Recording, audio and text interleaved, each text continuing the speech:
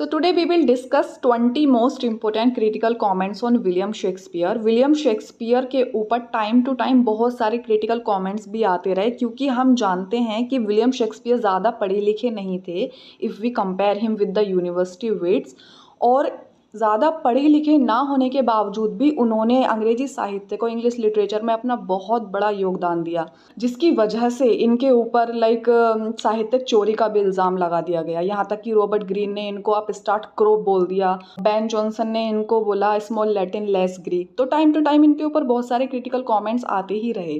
तो in this video we will discuss 20 most important critical comments on William Shakespeare. Now let's just start with the very first comment, that is others abide our question thou art free। ये कहा है Matthew Arnold ने, जिसका मतलब है कि others abide our question, जो other लोग हैं वो हमें क्वेश्चंस में, सवालों में घेर देते हैं, लेकिन शेक्सपियर तुम्हारी कला तो पूरी तरह फ्री है। सो ये कहा है मैथ्यू अर्नोल्ड ने। Clear. Second we have he is a universal poet. ये कहा है क्रिटिकल कमेंट WJ लॉन्ग ने, जिसका मतलब है कि शेक्सपियर जो है वो एक सार्वभौमिक कवि है। क्लियर। ये बोला है WJ लॉन्ग ने।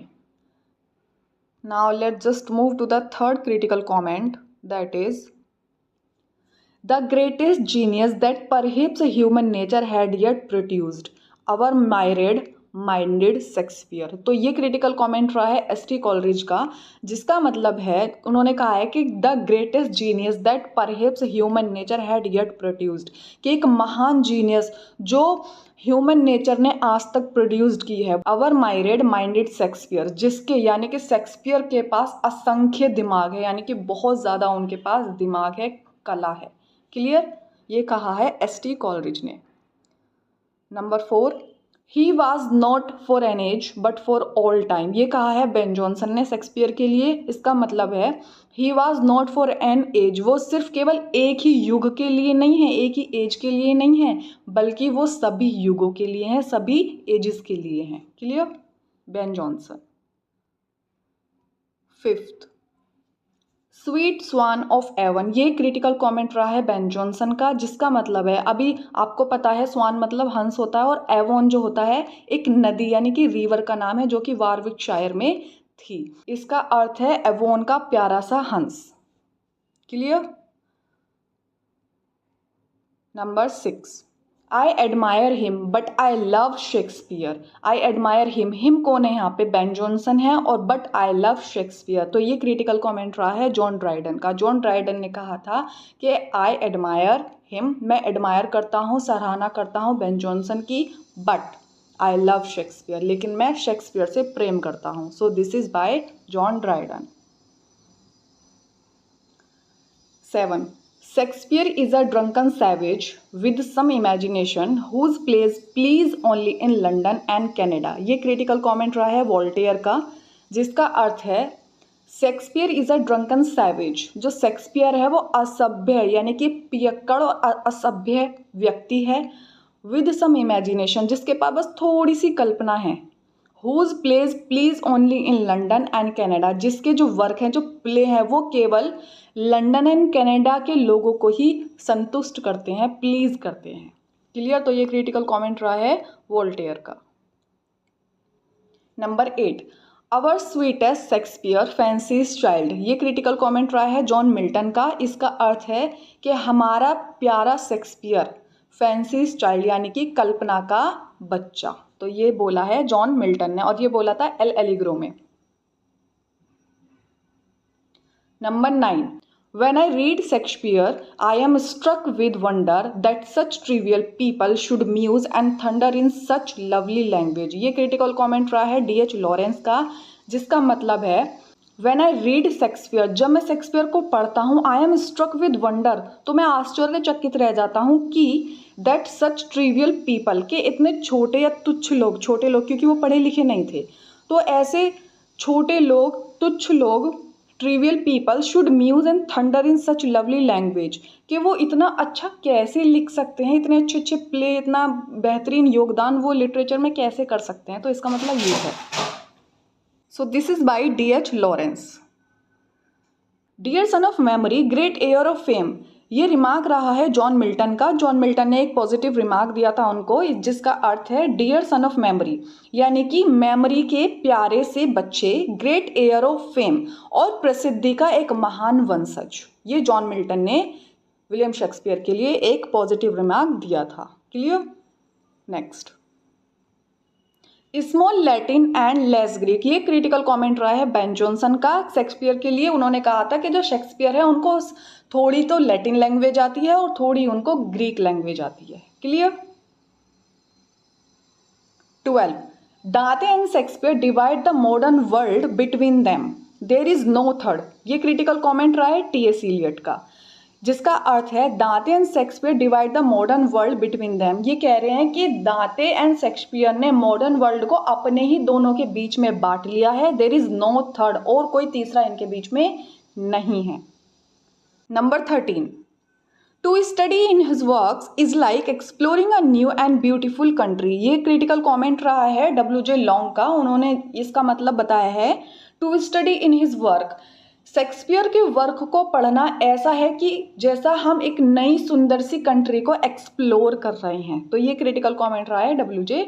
लॉन्ग का। Next, number 14, I love the man and do honour his memory, ये क्रिटिकल कमेंट रहा है बेन जॉनसन का। इसका मतलब है आई लव्ड द मैन, कि मैं शेक्सपियर को प्यार करता हूँ, and do honour his memory, और उसकी जो यादें हैं उसकी मेमोरी का मैं ऑनर करता हूँ, सम्मान करता हूँ। Clear. Number 15, if we wish to know the force of human genius we should read Shakespeare, ये बोला है विलियम हेजलिथ ने, जिसका मतलब होता है if we wish to know the force of human genius, अगर हम कोशिश करें ह्यूमन जीनियस को जानने की तो वी शुड रीड शेक्सपियर, तो हमें शेक्सपियर के प्ले को पढ़ना ही चाहिए। तो ये बोला था विलियम हेजलिथ ने। क्लियर। नंबर 16, ये थोड़ा टाइपिंग एरर है, ये कोमा यहाँ पर नहीं आएगा, बल्कि हमारा कोमा यहाँ पर आएगा देयर के बाद, देयर के बाद एक कोमा आएगा।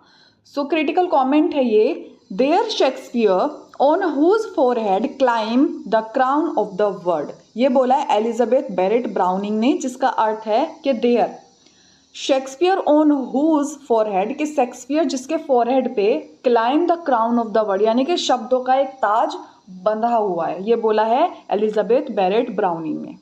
Clear. 17, what needs my Shakespeare for his honored bones, the labor of an age is piled stone, ये बोला है जॉन मिल्टन ने, जिसका अर्थ है what needs my Shakespeare for his honored bone, ये इसका अर्थ है कि मेरे प्यारे शेक्सपियर को उनकी जो अस्थियां हैं उसको किस चीज़ की ज़रूरत है। The labour of an age is piled stone, जो एक मेहनत, जो परिश्रम है वो ऑलरेडी इनकी जो युग है उसमें समाई हुई है। जो पाइल्ड स्टोन है ना, जो स्टोन लगे हुए हैं बहुत सारे, उन्हीं में ही उनका परिश्रम समाया हुआ है। Clear. Number 18, I do not remember that any book or person or event in my life ever made so great an impression upon as the plays of Shakespeare, ये क्रिटिकल कमेंट रहा है गेटे का। कुछ लोग इसको गोथे पढ़ते हैं, जो कि गलत है, इसकी करेक्ट प्रोनाउंसिएशन है गेटे। तो आई do not remember that any book और एनी पर्सन और एनी इवेंट, ये कह रहे हैं कि मुझे ऐसा कुछ याद नहीं है कि किसी बुक ने या किसी पर्सन ने या किसी इवेंट ने मुझ पर इतना अच्छा इंप्रेशन डाला हो जितना कि शेक्सपियर के प्लेज ने। तो यहाँ पे ये शेक्सपियर को एक पॉजिटिव रिमार्क दे रहे हैं। ठीक है। नंबर 19, I have great reason to be content for thank God I can read and perhaps understood Shakespeare to his depth, ये कहा है जॉन कीट्स ने। इसका अर्थ है कि मेरे पास बहुत बड़ा रीज़न है संतुष्ट होने के लिए और भगवान को थैंक यू बोलने के लिए कि yes I can read Shakespeare, और समझ सकता हूँ कि मैं शेक्सपियर को पढ़ सकता हूँ, समझ सकता हूँ उसकी गहराइयों तक, शेक्सपियर टू हिज डेप्थ, कि उसकी गहराइयों तक मैं शेक्सपियर को समझ सकता हूँ। Clear.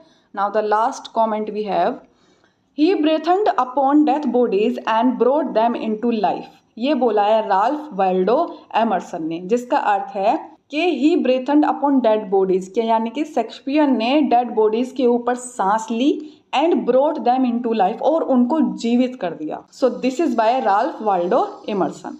So these were 20 critical comments on William Shakespeare. Hopefully आपको हेल्प करेंगे आपके कॉम्पिटेटिव एग्जाम में। So thank you so much for watching and keep learning, keep growing. Best of luck.